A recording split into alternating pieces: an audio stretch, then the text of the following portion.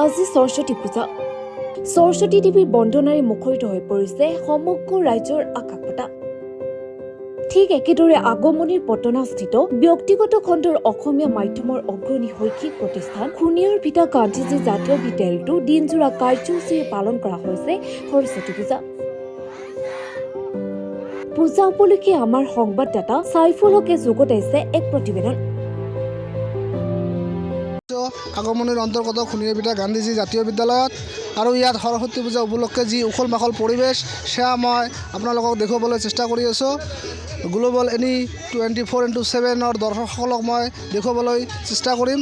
আজি যি সৰস্বতী পূজা উপলক্ষে যি উখল মাখল পৰিৱেশ সেয়া মোৰ কেমেৰা পাৰ্চনক মই মোৰ সতীৰ্থ বন্ধুক দেখুৱাবলৈ মই আহ্বান জনাইছোঁ, যাতে সকলোবোৰ দৃশ্য যাতে ভালকৈ দেখুৱায়।